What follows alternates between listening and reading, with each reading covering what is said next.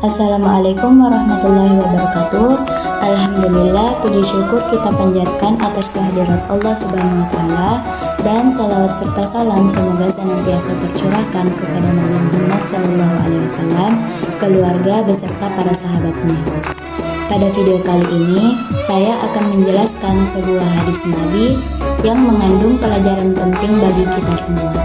Hadis ini mengajarkan tentang kehormatan seorang muslim.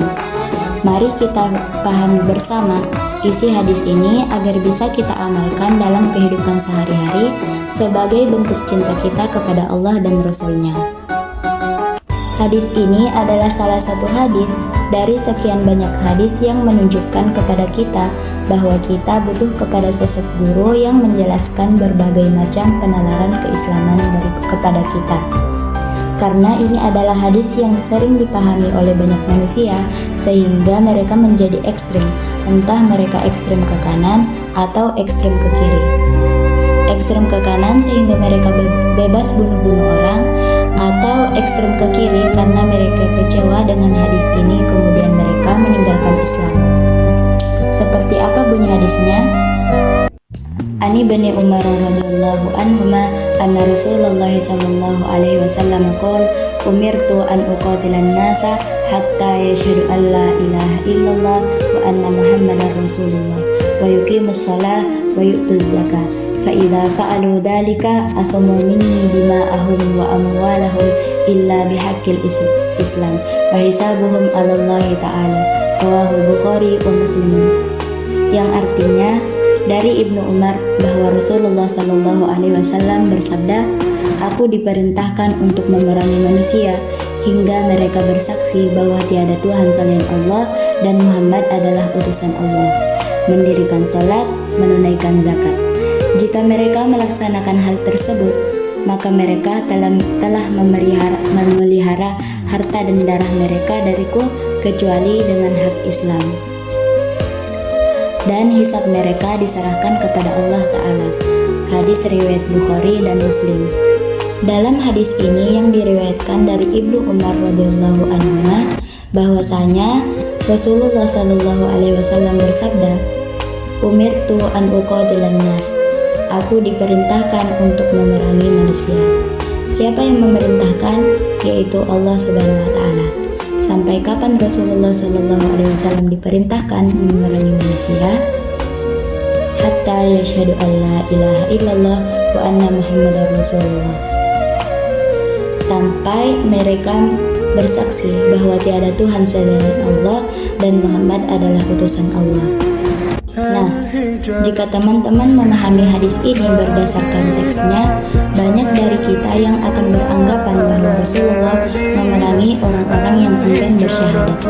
Ketika teman-teman ingin memahami hadis ini, teman-teman harus melihat bagaimana respon Rasulullah terhadap perintah ini.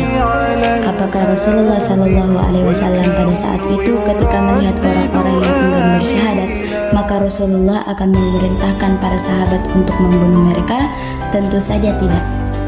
Maka ketika teman-teman membaca hadis ini, maka terapkan sebagaimana yang dilakukan Rasulullah pada kondisi saat itu. Nah, Rasul ketika daulah Islam mulai terbentuk, Rasul melihat bahwa ada beberapa negara lain yang perlu didakwahkan. Makanya para ulama kemudian menafsirkan kata uqatil sebagai ujahid, yang artinya tidak selalu tentang peperangan, tidak selalu tentang perang, tapi bisa saja dengan ilmu, logika, akhlak, dan berbagai macam hal lain. Nah, Rasul pada saat terbentuk daulah Islamiyah, Rasul mengirim surat ke berbagai negara yang enggan bersyahadat atau belum pernah mendengar tentang Islam.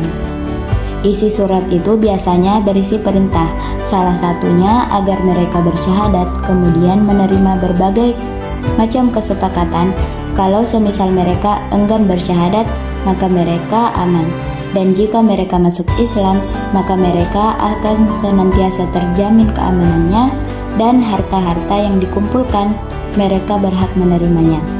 Dan berbagai macam perintah yang diperintahkan langsung oleh Rasul pada saat itu.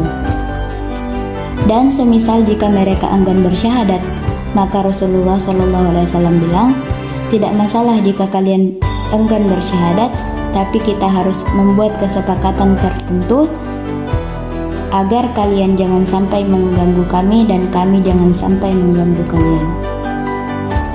Maka dari kisah ini tentu saja semua firman Allah yang mungkin terdengar agak keras di telinga kita harus lihat itu dari perspektif Rasulullah SAW dan para sahabatnya pada saat itu. Dan perlu kita ketahui bahwa Rasulullah pada saat itu menjaga hubungannya dengan orang kafir dan dengan akhlaknya Rasulullah pada saat itu sehingga para sahabat banyak masuk Islam. Nah, selanjutnya wayuqimus shalah, sampai mereka mau mendirikan sholat. Hal ini menunjukkan betapa beratnya tanggungannya orang-orang yang meninggalkan sholat. Selanjutnya wayu'tuz zakat, sampai mereka juga mau membayar zakat. Salah satu yang sempat diperangi oleh Sayyidina Abu Bakar pada masa itu ialah orang-orang yang enggan membayar zakat. فَإِذَا فَعَلُوا ذَلِكَ أَصَمُوا مِنِّي دِمَاءَهُمْ وَأَمْوَالَهُمْ إِلَّا بِحَقِّ الْإِسْلَامِ. Dan jika mereka telah melaksanakan semua itu, mereka mau bersyahadat, mendirikan sholat, menunaikan zakat, maka mereka akan terjaga dariku darahnya dan hartanya, kecuali sesuatu yang berkaitan dengan hak-hak keislaman. Contohnya, semisal mereka